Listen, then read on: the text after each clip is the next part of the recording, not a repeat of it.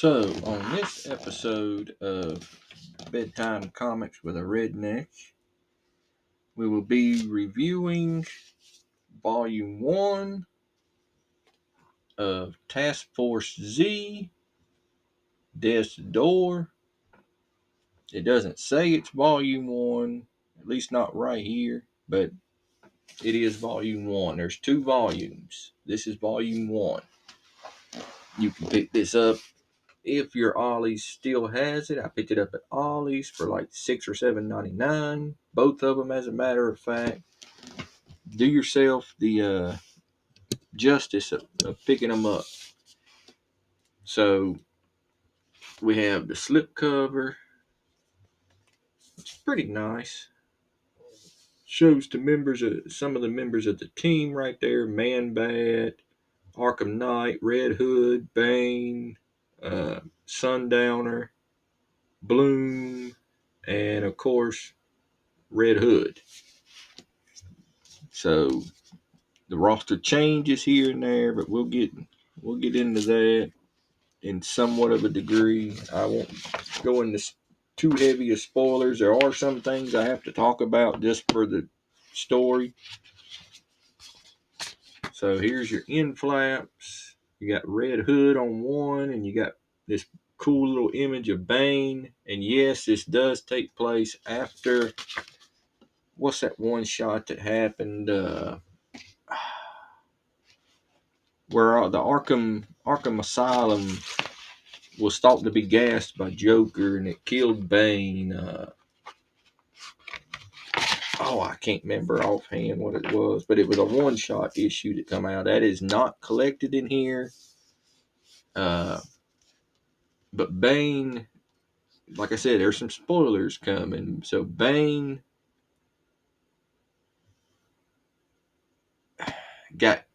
was one of the people who died in the Arkham Asylum during the gas attack that they thought Joker done.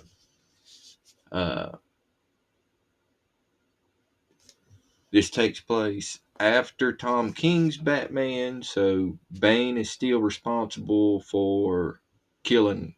Here's another spoiler for killing Alfred.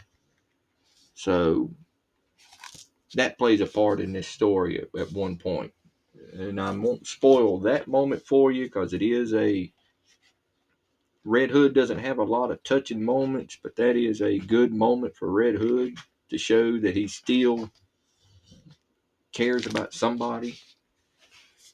So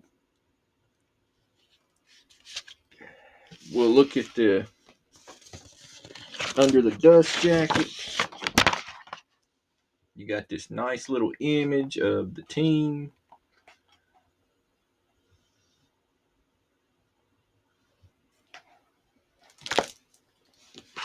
And I gotta say that the art's pretty good. I like the art right decent. I mean, it's got some really good art to it.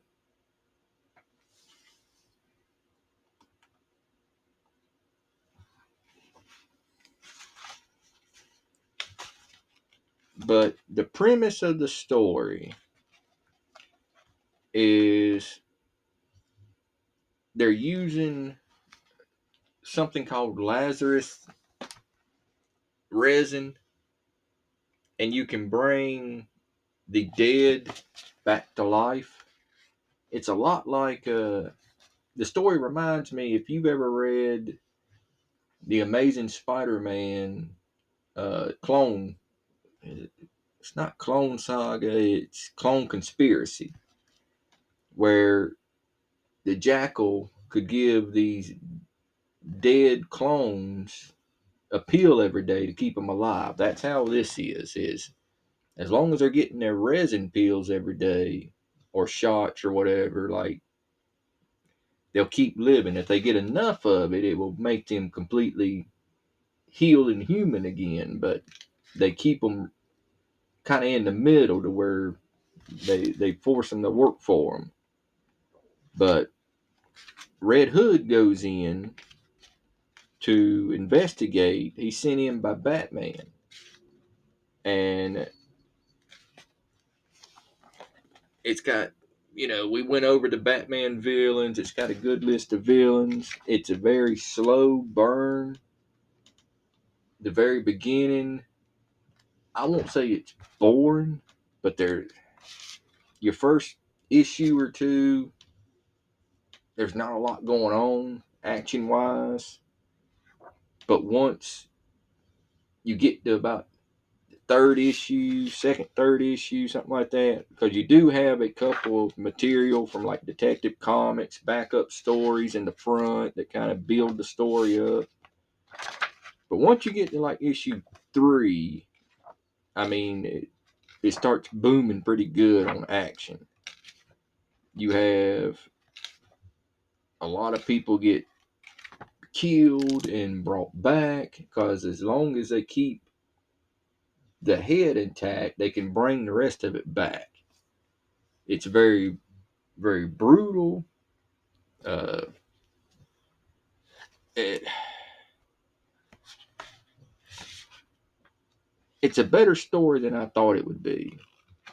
I remember reading a couple of these issues when they were out in the monthly form, and I just trailed off of it. But you got your typical betrayal in the team.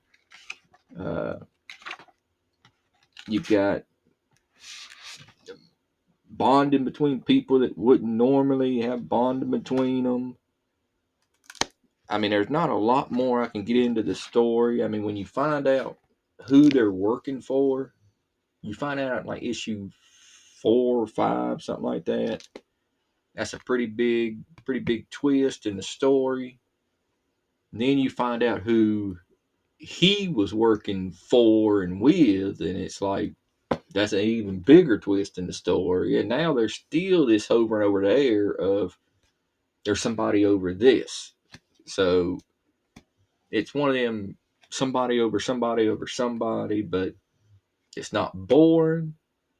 They end up running into a rival team that's made up of like Solomon Grundy, KG Beast. I mean, this is just volume 1. Of course, it ends on, to be continued because it's a 12 issue run and this only collects the first 6. I will be reading volume 2 next, but the impressions on the story so far is I really like it. I feel like there was a lot of slow burn at the beginning, but it's paying off now. And I mean, the art and stuff it's very, very violent, very gory. This the story pace is good. Once it gets moving, it still had a couple of things that surprised me. I mean, I if I had to rate it, the art I would give probably an 8. The art's really, really pretty decent in it. The story, I would give the story probably somewhere around the same, somewhere around an 8. Overall, this book is probably an 8. It's not a absolutely you have to read it, but I'm not a big Red Hood fan.